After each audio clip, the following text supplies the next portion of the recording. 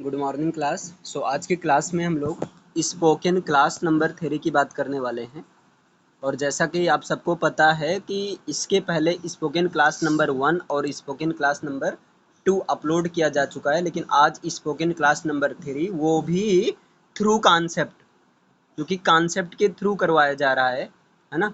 कुछ कॉन्सेप्ट के थ्रू आपको जो है इंग्लिश बोलने का मतलब प्रयास करना है। CEPT डन है ना।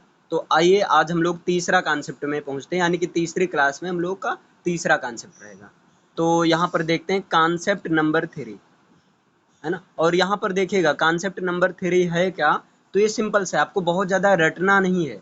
कॉन्सेप्ट नंबर जो 3 है ये आपका कॉन्सेप्ट नंबर 3 है, ये है आपका has to, have to, has to और हैव टू, क्लियर है ना। और इसका अर्थ बहुत ज़्यादा स्पोकन में बहुत ज़्यादा यूज किया जाता है, बहुत ही ज़्यादा यूज किया जाता है। इसका यूज किया जाता है कंपल्सन के लिए किया जाता है। एक मिनट भाई, इसका यूज किया जाता है नेसेसिटी के लिए, नेसेसिटी के लिए, या नेसेसिटी मतलब होता है जरूरी।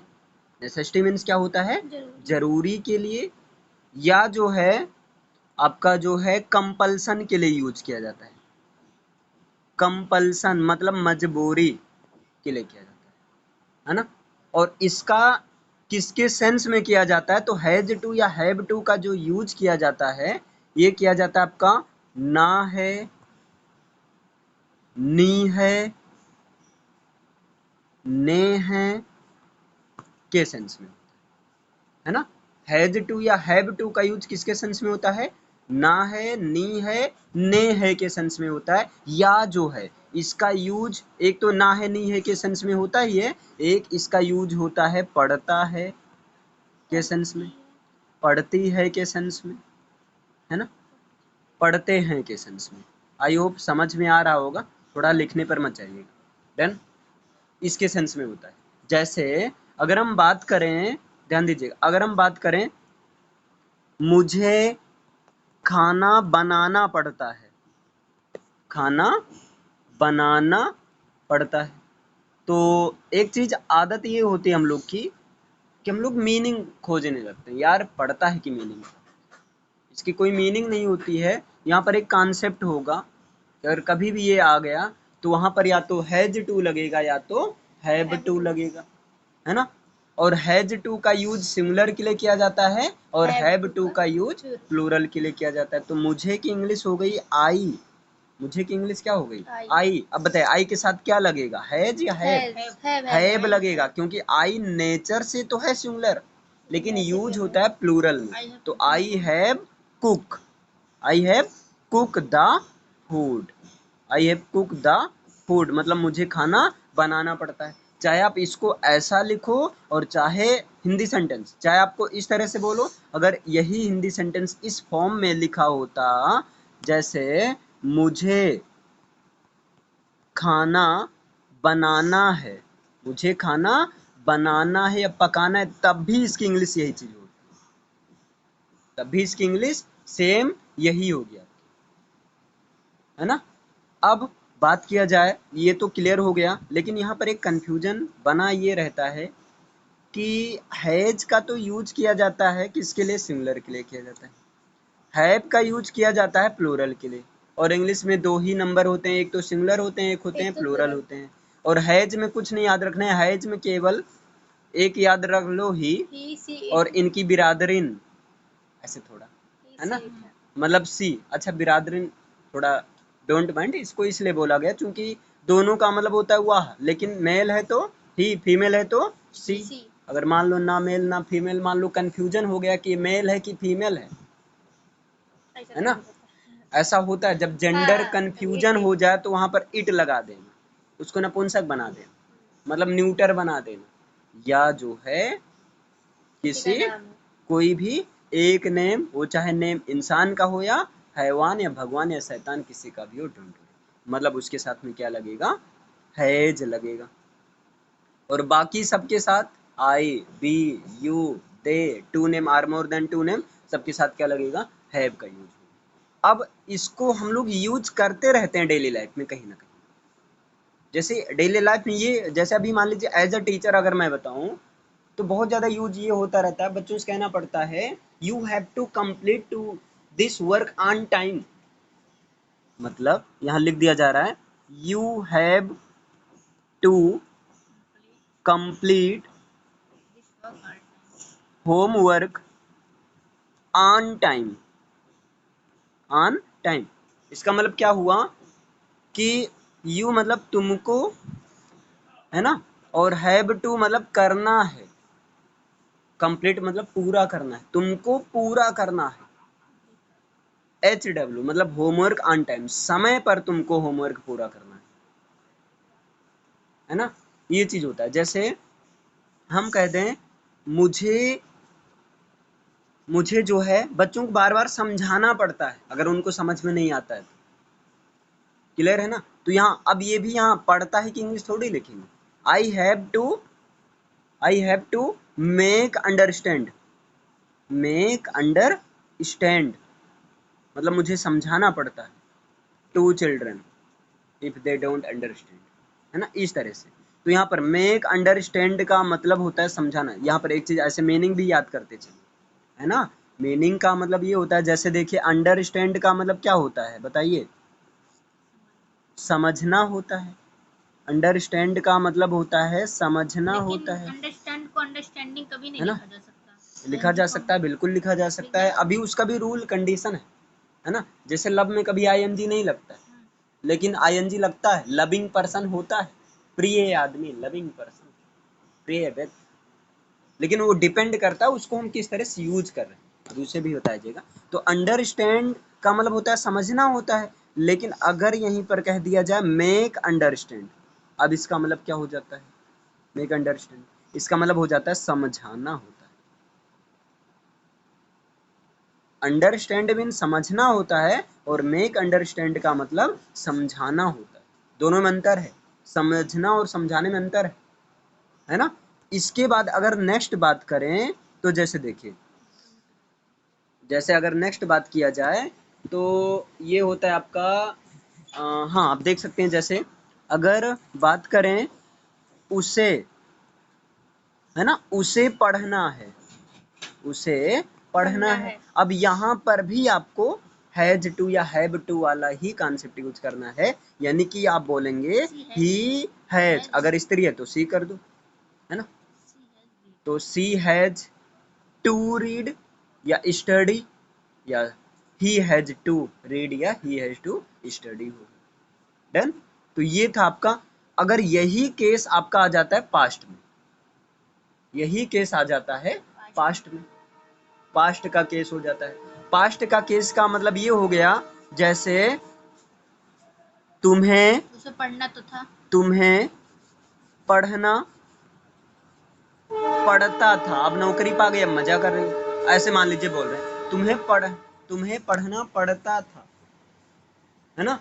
तो यहाँ पर क्या हो जाएगा यू, और जैसे ही पास्ट का सेंस आए हैज हैव को उठाकर तुम भी पास्ट में कर दो और हो जाएगा हैड, और पास्ट में नौटंकी खत्म सिंगुलर पे, यानी कि हैड टू का यूज सिंगुलर प्लूरल सबके साथ लगेगा, है ना।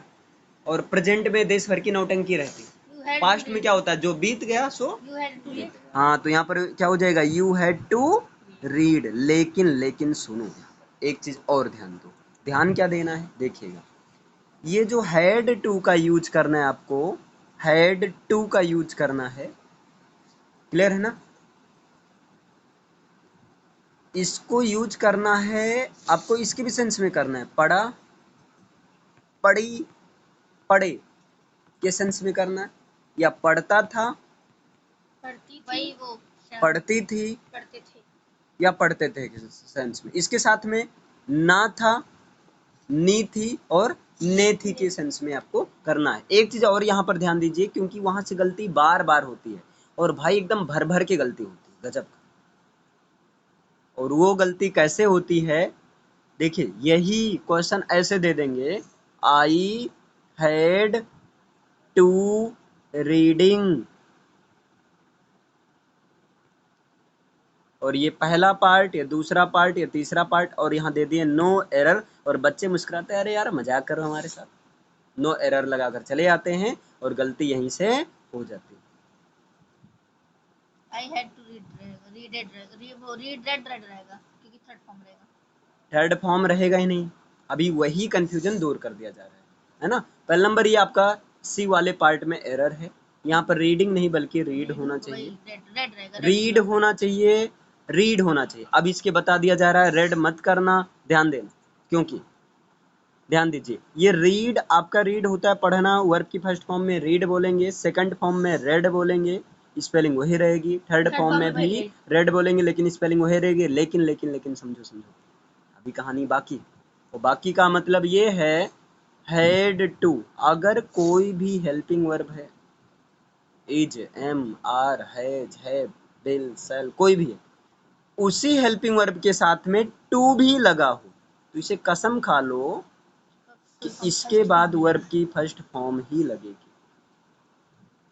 अच्छा, ये कॉन्सेप्ट है ना, समझ में आया।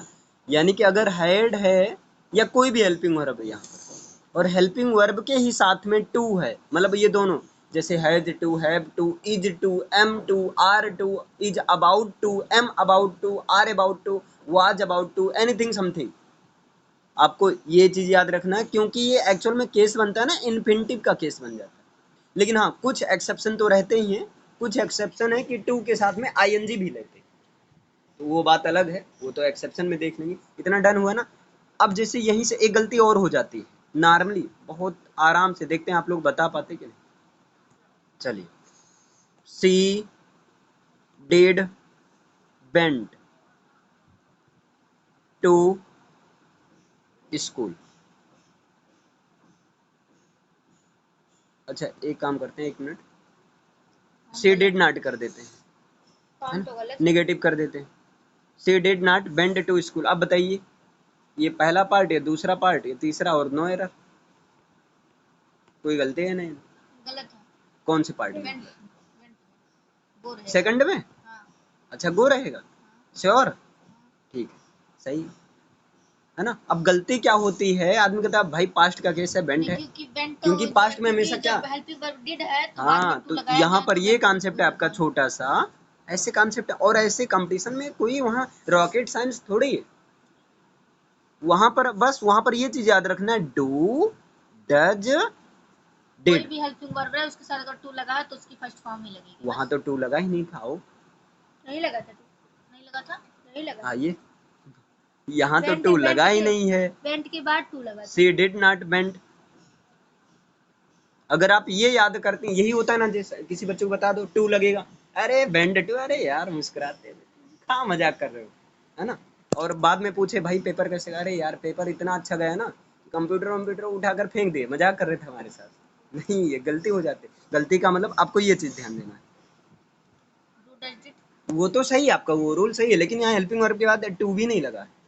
डू, डज, डिड कहीं दिख जाए सेंटेंस तो ये कहते हैं भाई अगर हम हैं तो नेतागिरी ना अपने मूल फॉर्म में रहो, रूप बदलो मत, यानी फर्स्ट फॉर्म में। और हाँ फर्स्ट फॉर्म को ही बेसिक फॉर्म ऑफ वर्ब कहा जाता है।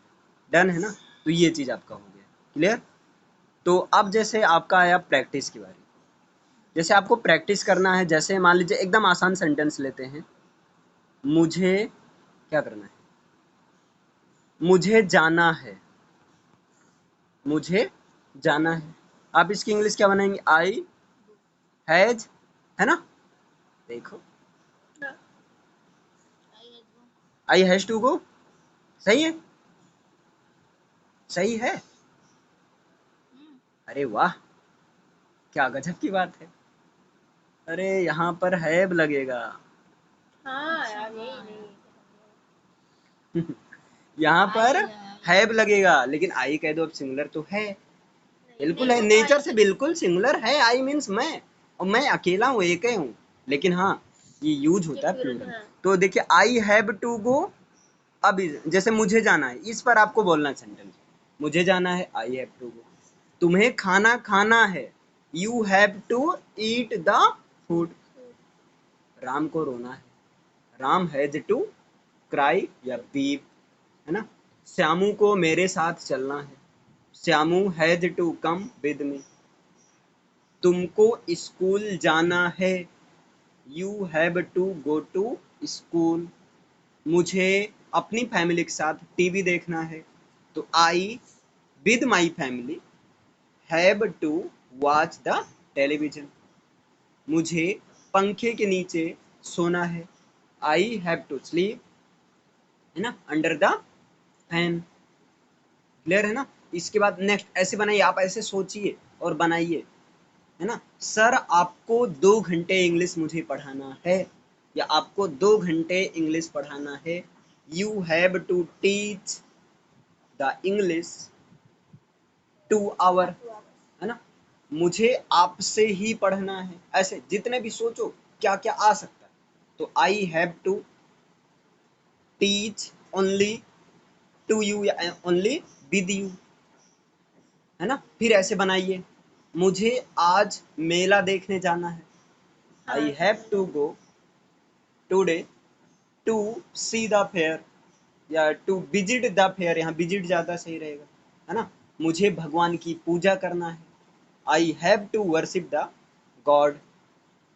मुझे रानी को सताना है, I have to tease the Rani, है ना। कुछ भी जो भी माइंड में आए। मुझे तुम्हें मारना है, I have to beat you, है ना। उसे खाना खाना है ना। तो he has to eat the food. Clear है ना। ऐसे कुछ भी ऐसे आप बनाओ, देखो क्या क्या आपके माइंड में आता है, और यहाँ से देखो कितनी आपके पास एबिलिटी है बोलने की, कितना समय तक आप कितने लंबे समय तक बोल सकते हैं, ऐसे बोलिए। और कल ये आप लोग का टास्क है, तुम लोग के फोन में देखेंगे कि रिकॉर्डिंग पूरा ऐसे रिकॉर्डिंग चला दीजिए, और कॉन्सेप्ट नंबर 1 या कॉन्सेप्ट नंबर 2 या कॉन्सेप्ट नंबर 3 से बोलना शुरू कर दीजिए। जैसा कि कॉन्सेप्ट नंबर 1 में था आपका तो था, कि जैसे ता तो है के लिए, जैसे मैं पढ़ता तो हूँ, तो आई हैव टू रीड, है ना। सॉरी सॉरी, थोड़ा मिस्टेक हो गया। मैं पढ़ता तो हूँ, इसके लिए कॉन्सेप्ट था सब्जेक्ट के बाद में डू या डज, तो आई डू रीड, है ना। मैं मेहनत से पढ़ाता तो हूँ, तो I do teach with honestly, है ना। इसके बाद में उसे जो है स्कूल जा वह स्कूल जाता तो है, तो क्या हो जाएगा, he does go to school. Clear है ना। मुझे खाना मैं खाना बनाती तो हूँ, I do cook the food, है ना।